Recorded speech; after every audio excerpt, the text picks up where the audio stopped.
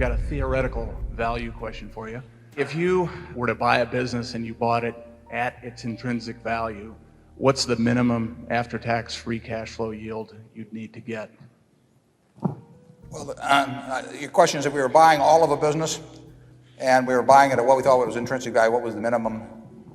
Correct. Present earning power, or what the minimum discount rate of future streams? No, what's the minimum current after-tax free cash flow yield you'd need to get? We could conceivably buy a business. I don't think we would be likely to, but we could conceivably buy a business that had no current after-tax cash flow, but we would have to think it had a tremendous future. But we would not find, obviously, the current figures, particularly in the kind of businesses we buy, tend to be representative, we think, of what's going to happen in the future. But that would not necessarily have to be the case. You can argue, for example, in buying stock at a time when it was losing significant money.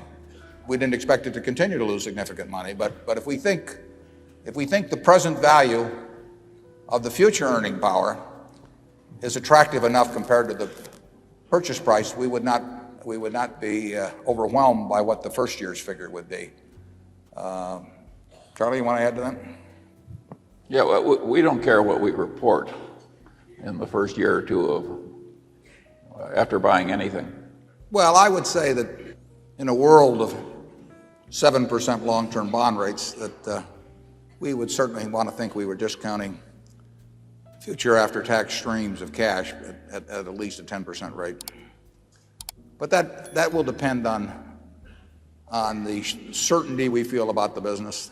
The more certain that we feel about a business, the closer we're willing to play it. We have to feel pretty certain about any business before we're even interested at all. But there's still degrees of certainty. And if we thought we were getting a stream of cash over the next 30 years that we felt extremely certain about, we would use a discount rate that would be somewhat less than if it was one where we thought we might get some surprises in 5 or 10 years. The possibility existed. Charlie? Nothing to add. Okay. Zone 4. Morris Spence from Omaha, Nebraska. You've made comments on several occasions about the intrinsic business value of the insurance operations. And in this year's report, you state that the insurance business possesses an intrinsic value that exceeds book value by a large amount, larger, in fact, than is the case at any other Berkshire business. I was wondering if you would explain in greater detail why you believe that to be true. Well,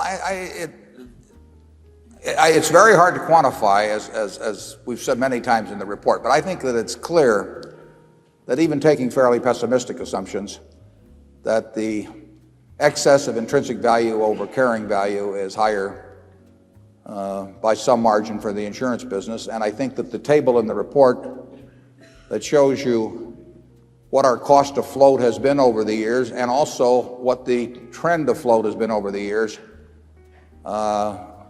would, unless you thought that table had no validity for the future, I think that table would tend to point you in the direction of saying the insurance business does have a very significant excess of intrinsic value over carrying value. Very hard number to put something on, and you don't want to extrapolate that table out, but I think that table shows that we started with maybe 20 million of float and that we're up to something close to 3 billion of float, and that float has come to us at a cost that's extremely attractive on average over the years. And just to pick an example, last year when we actually had an underwriting profit, the value of that float was something over $200 million. And that figure was a lot bigger than it was 10 years ago or 20 years ago. So that is a stream.